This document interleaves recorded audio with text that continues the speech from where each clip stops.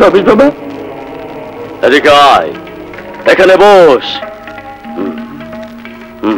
দরবেশ বাবা, কোথা থেকে এলেন দরবেশ বাবা? আসমান থেকে এসেছি, পাতালে চলে যাব। হক মাওলা, তোর ভাগ্য ভালো, আমার দেখা পেয়েছিস। বল কি চাস? চাইবো? হ্যাঁ চাইবো। বাবা, স্বপ্নের চোখের অসুখ হয়েছে বাবা, তাতে কিছুই দেখে না, রাত কানা। তুমিও চোখের অসুখ ভালো করে দাও বাবা। বড় কঠিন অসুখ, পাটে গুরু সেবা কর। বাবা, স্বপ্নের চোখ ভালো হবে না বাবা, বড় কঠিন কাজ। তুই যদি চাস স্বপ্নের চোখ ভালো হয়ে যাবে, কিন্তু তুই তো পারবি না। পারবো বাবা, পারবো। স্বপ্নের চোখ ভালো করার জন্য যত কঠিন কাজই হোক পারবো। তাহলে শোন, প্রেম, প্রেমের চেয়ে বড় ঔষধ নেই। আর প্রেমের জন্য সর্বোচ্চ ত্যাগই হচ্ছে স্বপ্নের চোখ ভালো করার ঔষধ। কি ত্যাগ বাবা? সেটা তোকেই ভেবে বের করতে হবে। এখন পাটে বা বন্ধ কর, সাথে মুখ বন্ধ। এ কথা কারো কাছে প্রকাশ করবি না।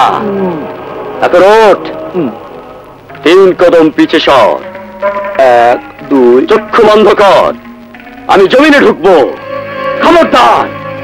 আমি জমিনে ঢোকার আগে যদি চক্ষু খুলিস, তাহলে স্বপ্নার চোখ কোনোদিন ভালো হবে না। না না, খুলবো না বাবা, খুলবো না।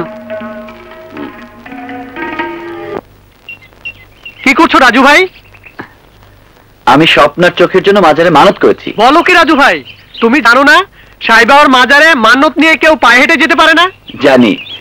এই ভরা কলসি দুকাঁধে নিয়ে হাঁটু দিয়ে হেঁটে গিয়ে মাজারে বকুল গাছে অর্ধেক পানি ঢেলে বাকি পানি স্বপ্নার চোখে দিলেই স্বপ্নার চোখ ভালো হয়ে যাবে। তুই কলসিটা তুলে দে।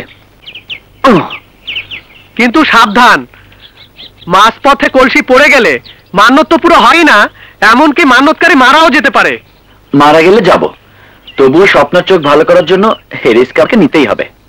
তুই আমার জন্য দোয়া করিস। হ্যাঁ যা।